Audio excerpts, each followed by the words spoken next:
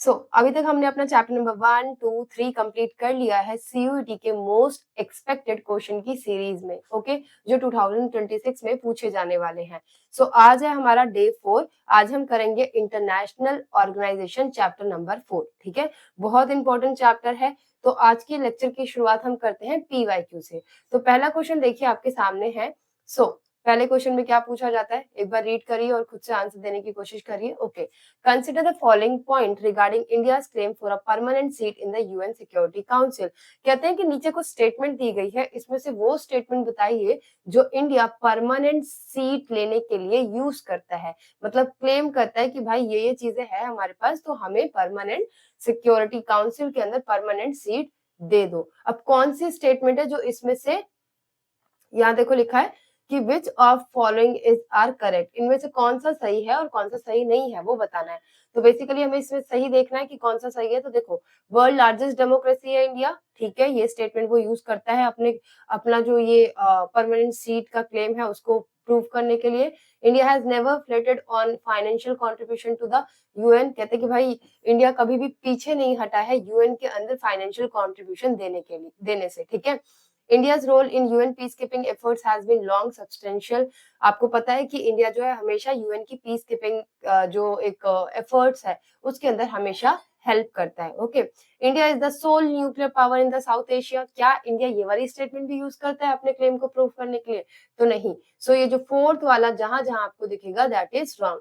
तो सारे ऑप्शन में से फोर्थ को कट कर दो, जिस ऑप्शन में भी फोर्थ है उसको कट करो, अपने आप आंसर निकल के आएगा, दैट इज सी, ठीक है। 1, 2, 3 इज करेक्ट। सेकंड पीवाईक्यू देखो, with in the international monetary fund IMF voting power is not distributed equally. पता है आपको कि वोटिंग पावर इक्वली डिस्ट्रीब्यूटेड नहीं है। तो पूछ रहे हैं इसमें से कौन से ऐसे कंट्री का ग्रुप है जो 41.29% ऑफ वोट जो है अप्रोक्सीमेटली होल्ड करता है। तो ब्रिक्स नेशन है, G7 है, यूरोपियन यूनियन है या 5 परमानेंट मेंबर है। तो देखो इसका आंसर है बेसिकली G7 कंट्रीज, ठीक है। ये रहा इसका एक्सप्लेनेशन, ये आप पढ़ सकते हैं। US, Japan, Germany, France, UK, Italy, Canada, ये होल्ड करते हैं 41.29%, ठीक है। अब हम आ जाते हैं अपनी सीरीज के ऊपर, जो एक्सपेक्टेड क्वेश्चन है वो करेंगे। ये वाला जो वीडियो है थोड़ा सा लेंथी होने वाला है क्योंकि इसके अंदर फैक्चुअल चीजें बहुत ज्यादा है। लास्ट में आपको 5 क्रोनोलॉजिकल बेस्ड क्वेश्चन भी देखने को मिलेंगे।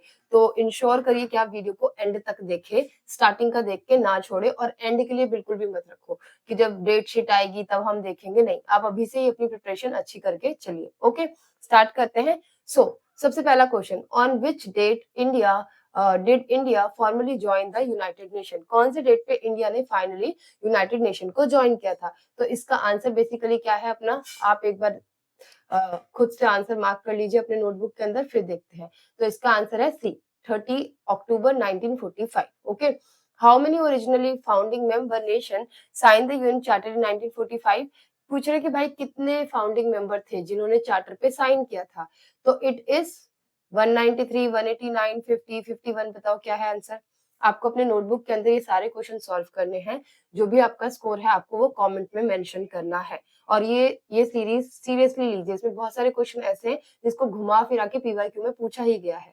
ओके, तो इसका आंसर क्या है? बी, 51, ठीक है। और ये एक्सप्लेनेशन, ये पूरी एक्सप्लेनेशन है, आप वीडियो को पॉज करो और एक बार इसको अच्छे से पढ़ लो। हो सकता है एक्सप्लेनेशन में से ही कुछ क्वेश्चन आ जाए। जैसे देखो, यूएन कब स्टैब्लिश हुआ? 24 अक्टूबर 1945। तो जरूरी नहीं है कि जो क्वेश्चन करवा रहे हैं सिर्फ उसमें से क्वेश्चन आएगा। हो सकता है कुछ क्वेश्चन जो है वो एक्सप्लेनेशन में से भी आ सकता है। जैसे देखो यहाँ पर, चलो अभी आगे देखते हैं, फिर देखते हैं, ठीक है।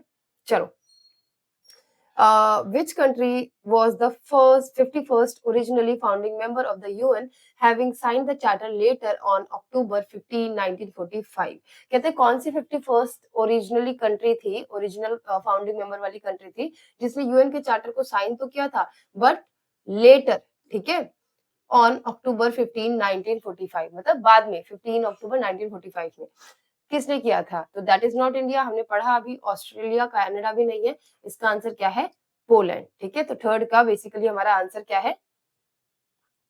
यहाँ पर आप देखेंगे कि पोलैंड है। ओके, चलो अभी आंसर देखते हैं हम फोर्थ का। फोर्थ का बताओ क्या है? Who was the first secretary general of the United state? First secretary general of United state कौन था? जल्दी बताओ, जल्दी जल्दी। तो इसका आंसर है ट्रिग्वी लाई। ठीक है, यहाँ देखो। ओके, थर्ड का आंसर क्या है? पोलैंड, एंड फोर्थ का आंसर क्या है? ट्रिग्वी लाई। चले आगे, चलो। Which UN Secretary General was awarded the Nobel Peace Prize posthumously in 1961? देखो, posthumously का मतलब होता है मरने के बाद, ठीक है, आफ्टर डेथ, ठीक है ना। तो इसका मतलब है कि मरने के बाद जिनको मिला होता है। तो बताओ इसमें से कौन थे ऐसे। देखो, इनका नाम ना थोड़ा सा डिफिकल्ट है, वैसे आपको सारे ही डिफिकल्ट लग रहे होंगे, बट इनका नाम है डेग, ठीक है, हैमर्सजोल्ड। ओके, हैमर्सजोल्ड, डेग हैमर्सजोल्ड। ये थे बेसिकली जिनको आफ्टर डेथ जो है नोबेल पीस प्राइज दिया गया था 1961 के अंदर। आ जाओ नेक्स्ट पे, सिक्स्थ का बताओ क्या है, रीड करो एक बार खुद से। Which international organization promote respect for universal declaration of the human right and publish report on the government misconduct? अब देखो, जहां पर भी ह्यूमन राइट की बात आएगी ना, बिल्कुल आंख बंद करके आपको क्या लगाना है? Human right watch, international amnesty, UN human right council, international court of justice. बताओ क्या लगाओगे इसका आंसर? ले लो, एक दो मिनट ले लो। देखो, इसका आंसर क्या है? इंटरनेशनल एमनेस्टी इंटरनेशनल, जो कि ह्यूमन राइट्स के ऊपर काम करती है। बाकी के भी है, बट दे आर द, मतलब फॉर्मली और इनफॉर्मली आप कह सकते हो कि यूएन की ही बॉडी है। ये एमनेस्टी इंटरनेशनल बिल्कुल अलग है, इंटरनेशनल ऑर्गेनाइजेशन है ये, ठीक है। तो देखो, ये क्या है? बेसिकली एक एनजीओ है, ये यूएन का पार्ट नहीं है। जैसे बाकी के जो ऑप्शन देखे आपने, ये क्या है? कहीं ये इंटरनेशनल कोर्ट ऑफ जस्टिस तो बिल्कुल अलग है, ये यूएन का हो गया, ह्यूमन राइट वॉच भी अलग है, बट इंटरनेशनल एमनेस्टी इंटरनेशनल एक ऐसा एनजीओ है जो डेडिकेटेड है किसके लिए? ह्यूमन राइट के लिए, ग्लोबली काम करता है ये, ठीक है। तो ये याद रखना है। और गवर्नमेंट का मिसकंडक्ट वगैरह जो है उसको एक्सपोज करने का भी काम करता है, राइट। चलो, अब मेरे को बताओ कि when was the international atomic energy IAEA establish? अब सबसे पहले तो देखो, IAEA की फुल फॉर्म आपको याद रखनी है। इसकी फुल फॉर्म क्या है? Basically international atomic energy agency, ठीक है। अब मुझे बताओ ये एस्टैब्लिश कब हुई थी? बेसिकली ये एस्टैब्लिश हुई थी 1957 में। ओके, इसका आंसर है बी। एक्सप्लेनेशन पॉज करके पढ़ लीजिए एक बार आप, ठीक है, कि फेमस सेइंग वगैरह क्या है। अब आ जाओ एट्थ पे। एट्थ का देखो, which conference in the February 1945 decided to organize a United Nation conference on the proposed world organization? कहते हैं कौन सा कॉन्फ्रेंस था जो फैब्रुअरी 1945 को डिसाइड किया गया था कि ऑर्गेनाइज करेंगे as a United Nation conference propose world organization, ठीक है। तो कौन सा था वो बेसिकली? तो इट इज याल्टा कॉन्फ्रेंस, ठीक है। चलो, ये पढ़ सकते हो आप पॉज करके, यहाँ देखो लिखा भी है। इन February 1945 the big three leaders Roosevelt, Churchill and Stalin met at the Yalta conference. It was during the historic meeting they decided to organize a United Nation conference to establish a new proposed world organization. तो Yalta conference के बाद ही basically आप देखोगे world organisation बनाया गया था। Okay, ninth का बताइए कि in which year was the membership of the UN Security Council expanded for 11 to 15? Very important, आपको पता है कि पहले जो मेंबरशिप थी सिक्योरिटी काउंसिल की वो कितनी थी? 5 प्लस में कितनी थी? 6, 11 थी। बाद में उसको 15 की गई। तो कौन से ईयर में की गई थी ये? बेसिकली इट इज इन 1965, याद रखना है। सॉरी, 1965। आपको एक्सप्लेनेशन एक बार पढ़ लेनी है। सॉरी। ओके, 10th वाला देखते हैं। Which UN security council general establish the peace building commission and the human right council in 2005? अब कौन सा? अब देखो साइड में ना आपके एक पूरा बॉक्स सा बना हुआ है, टेबल से दी हुई है, जिसमें जो इंपॉर्टेंट सिक्योरिटी जनरल रहे हैं यूएन के, उनका लिखा है और उन्होंने क्या क्या काम किया वो लिखा है। तो वो मैच द फॉलोइंग में भी आएगा, आगे आएगा क्वेश्चन, और ये ऐसे भी पूछ सकते हैं। तो देखो इसमें क्या है? कॉफी ए अन्ना, ठीक है। इन्होंने बेसिकली क्या किया था? जो पीस बिल्डिंग कमीशन है और ह्यूमन राइट काउंसिल है वो स्टैब्लिश करवाया था 2005 में। इनके टाइम पीरियड में हुआ था बेसिकली, और इनको नोबेल पीस प्राइज भी मिला था कब? 2001 में। ओके, चलो। The world bank primarily focus it's activities and development initiative on which of the following. बताओ, जो वर्ल्ड बैंक है प्राइमरली फोकस करता है activities and development initiative on which of the following, कौन से किसके ऊपर ज्यादा फोकस करता है? तो दैट इज डेवलपिंग कंट्रीज। ठीक है, किसके ऊपर फोकस करेगा? डेवलपिंग कंट्रीज के ऊपर। और ये जो वर्ल्ड बैंक है क्रिएट कब किया गया? 1944 में। पॉज करके एक्सप्लेनेशन पढ़ लीजिए एक बार। चलिए अब देखते हैं which UN principal organ was suspended in 1994 following the independence of Palau. अब कहते हैं कि कौन सा प्रिंसिपल ऑर्गन था जो कि सस्पेंड किया गया था 1994 में जो पलाऊ की इंडिपेंडेंस है उसको फॉलो करते हुए। तो देखो इसमें से क्या आएगा इसका answer? That is the trusteeship council, इसको सस्पेंड कर दिया गया था।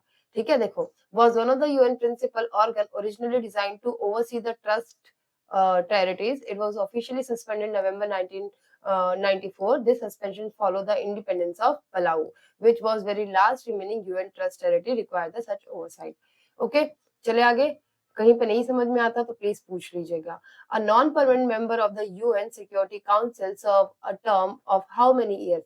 तो आप सबको पता है it is for 2 years। ठीक है, 2 ईयर के लिए ही जो नॉन परमानेंट मेंबर होते हैं वो सर्व करते हैं। Can a non permanent member of the security council be reelected? उसी से रिलेट हो गया। क्या वो री इलेक्टेड हो सकते हैं इमीडिएटली? तो नहीं। ठीक है, ये इमीडिएटली री इलेक्ट नहीं हो सकते हैं।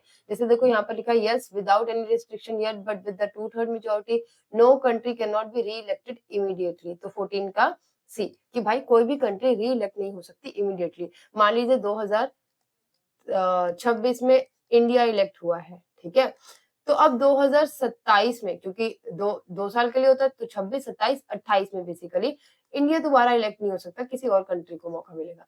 तो जो टू ईयर का पीरियड है उसके बाद इमीडिएटली इलेक्ट नहीं हो सकती वो कंट्री। अब आ जाते हैं हम 15 के ऊपर। Which UN Security General issued the highly influential report titled An Agenda for Peace? कहते हैं कौन से सिक्योरिटी जनरल के अंदर एक हाईली इन्फ्लुएंशियल रिपोर्ट जो है वो पब्लिश की गई थी जिसका नाम था an agenda for piece.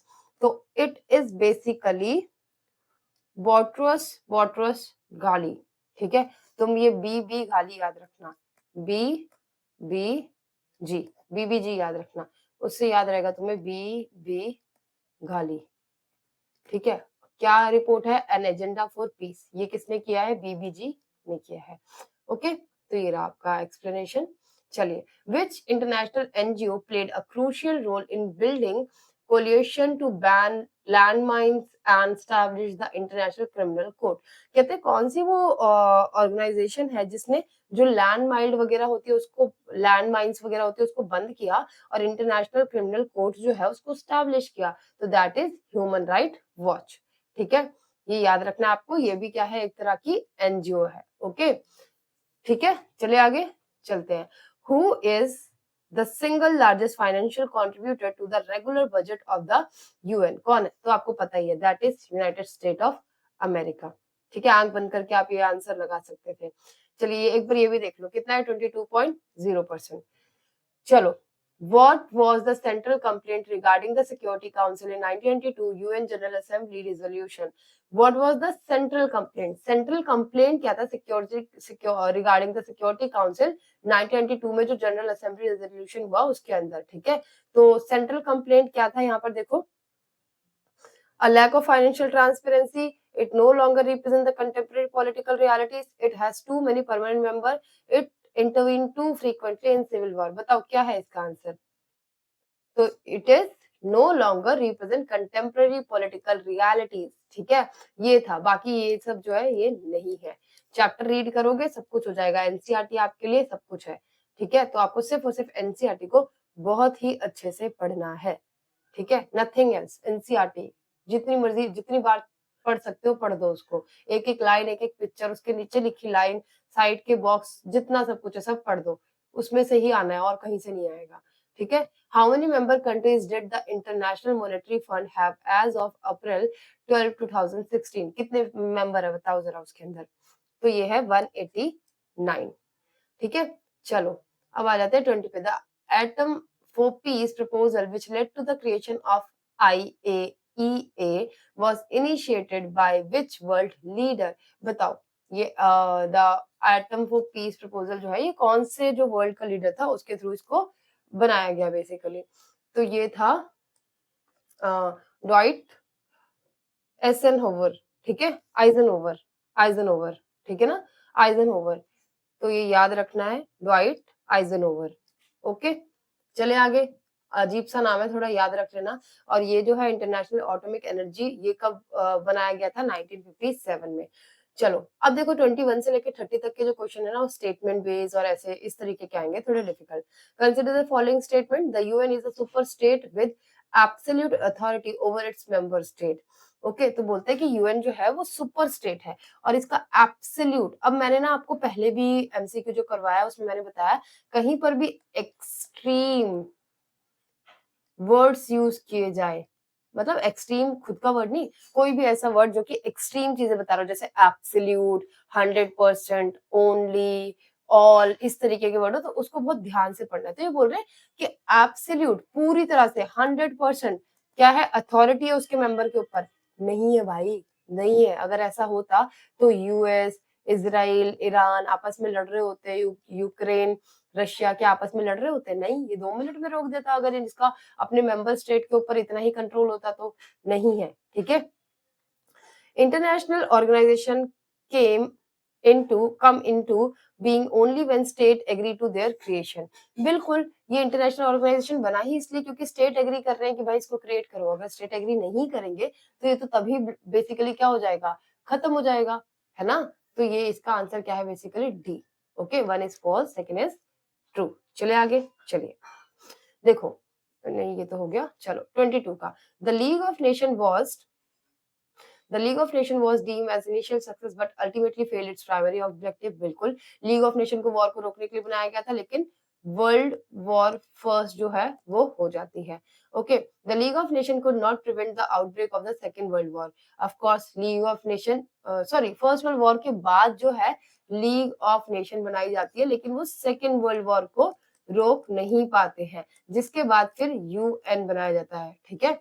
Okay, चलिए, तो इसका आंसर क्या हो गया, 1, बोथ ए एंड बी। आगे चलते हैं, 23 देखते हैं। Okay, India argue that the security council should have more developing countries in it. India argue करता है कि भाई सिक्योरिटी काउंसिल के अंदर ना ज्यादा से ज्यादा डेवलपिंग कंट्रीज को भी रिप्रेजेंटेशन दो। Okay, the overwhelming majority of the UN General Assembly member now are developing countries and they should have role in shaping decisions that affect them। बिल्कुल, अब देखते हैं कि भाई यूएन के अंदर जो है ज्यादातर डेवलपिंग कंट्रीज की जो रिप्रेजेंटेशन है वो बढ़ी है और वो भी इफेक्ट करते हैं डिसीजन मेकिंग को। तो इसका आंसर भी क्या है, ए है। चलते हैं आगे, 23 का। 23 का देखो, 23 मैंने करवा दिया ना आपको, हाँ 24 देखो।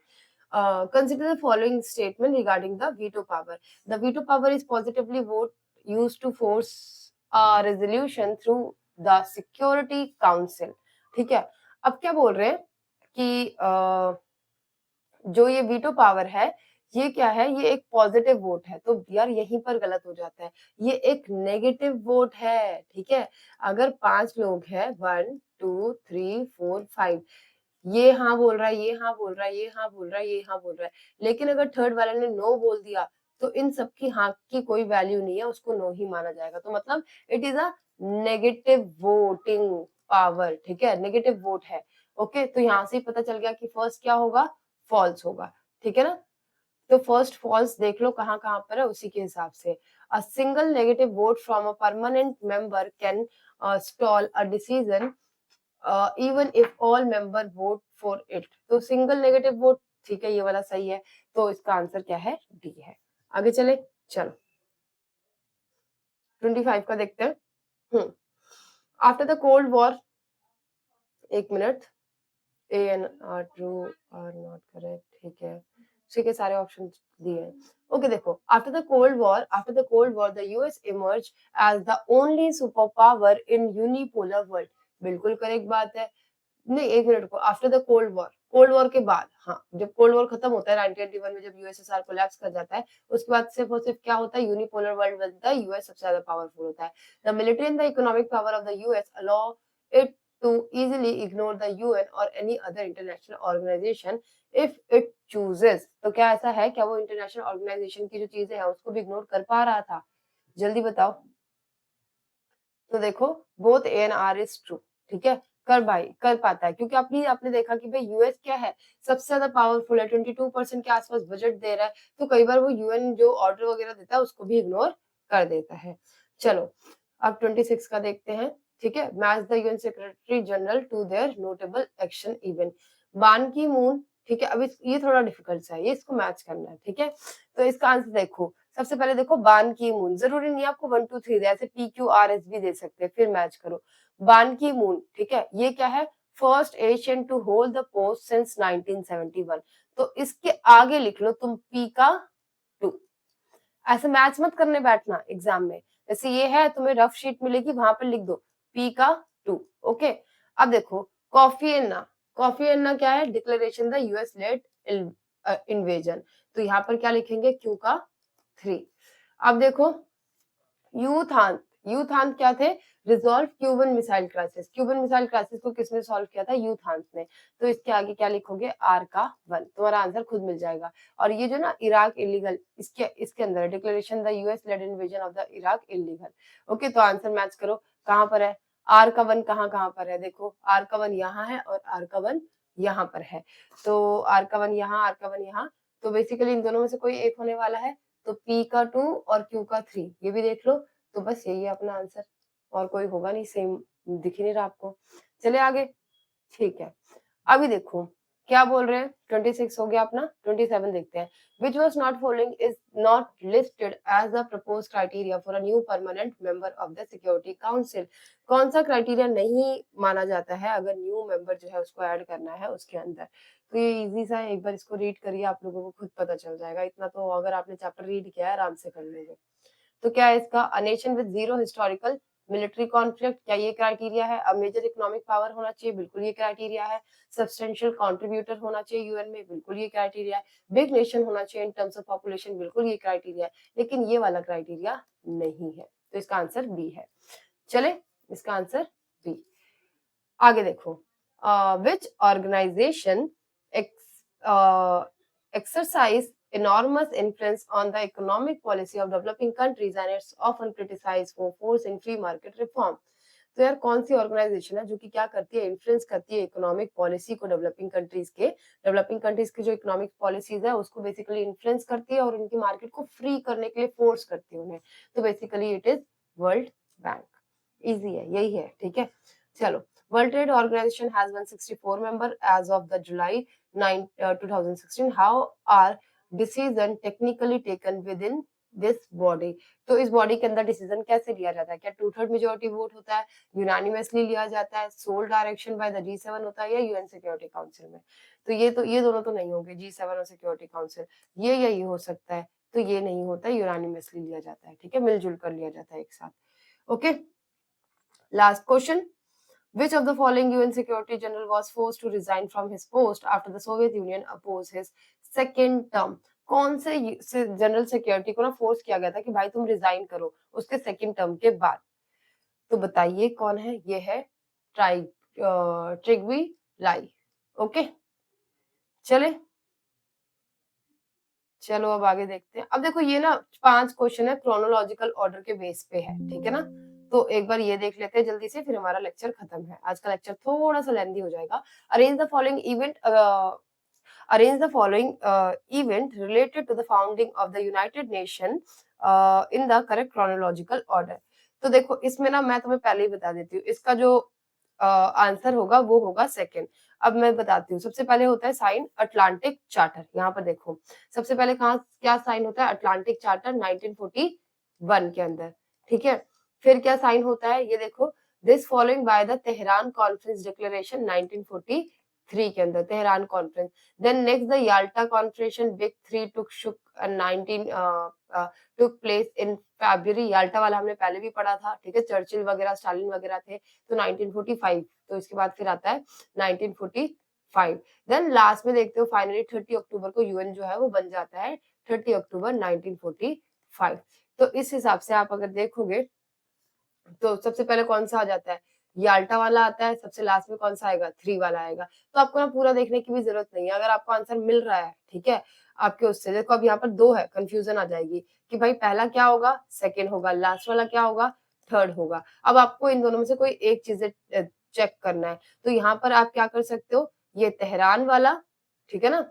ये रहा तेहरान वाला, और जो याल्टा वाला है वो याद रखो। तो अगर आपको तेहरान वाला याद रहेगा तो उससे आपका वैसे ही क्लियर हो जाएगा, ठीक है? तो ईयर याद रखना है। ओके, अभी देखते हैं सेकंड वाला कि भाई इसमें arrange the establishment of the international organization from the earliest to the least. अब ये बहुत इंपॉर्टेंट है, ठीक है? कैसे? क्योंकि आपको ना ये ईयर के साथ पूछेंगे और आपको ईयर याद रखना भी है। इसका भी आंसर आप देखोगे क्या है, बेसिकली ए ही है। सबसे पहले आप देखते हो कि अच्छा, ये मैंने अरेंज नहीं किया, यहाँ देख लो। यहाँ पर देखो, वर्ल्ड बैंक वाज़ क्रिएटेड, ठीक है? वर्ल्ड बैंक कब होता है? 1944 में होता है।